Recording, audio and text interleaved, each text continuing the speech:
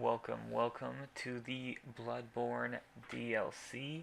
We are going to show you the boss fight in this video, and to start up this fight you need the skull that I showed you in a previous video, so be sure to go back and grab that.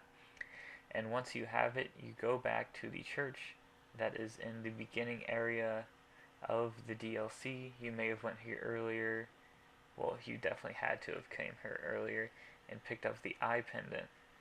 And once you go back and get that skull and you come back, it will play a cutscene and this boss will awaken.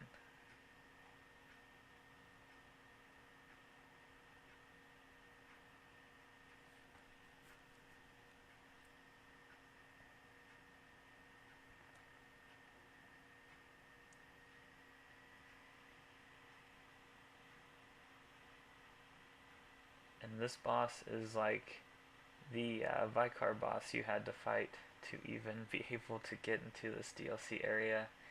It is very swipey and has very long range with its arm. As you'll see, it has that slam attack that when it lifts up it creates a burst of fire.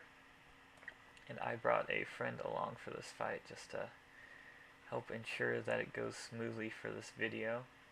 He'll do that swipe and a swipe with his longer arm, so be sure to keep your distance from that.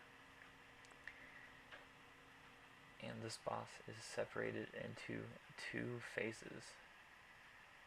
In this phase he will just basically do those swipe attacks the whole time.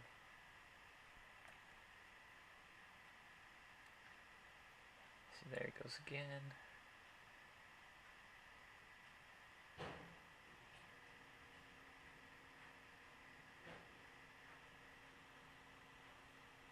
And he really leaves himself open after he does his combos too.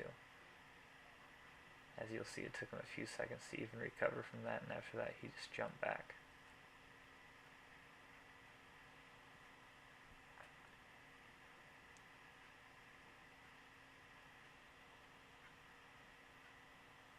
And we are about to see him go into phase 2, and that is where things get a little bit tricky.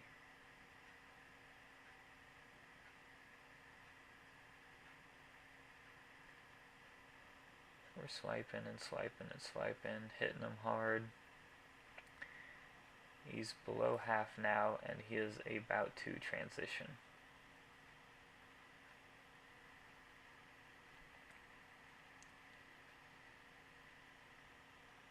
So once you get him to about that point, he'll fall over and his bottom half actually comes off. And so he leaves a trail of fire wherever he moves that will damage you if you walk into it. As you see, I'm trying to avoid it, and in there it is making me flinch when I take damage from it. It's slow damage, but that flinch can really hurt you.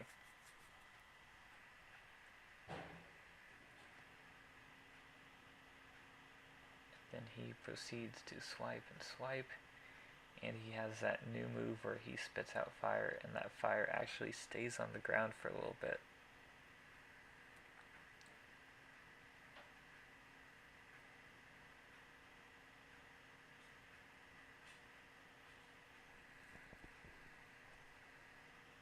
But other than that, this boss is not too bad. Once he dodges attacks, he's left open for a pretty long while. I'm usually able to get 3 or 4 swipes in with my big heavy sword. But the main thing for this part is just watch out for his fire, like I just took. His whole fire breath doesn't do damage, but if it's followed up by a melee attack from the boss, then that is where you get shit on. And you'll see he drops the beast rune, and when you equip that, you actually turn into a beast yourself. So if you go back to Hunter's Dream and equip that rune, you'll be looking pretty sexy. I actually did not equip it because I have one that increases my vial recovery, so that was the boss fight.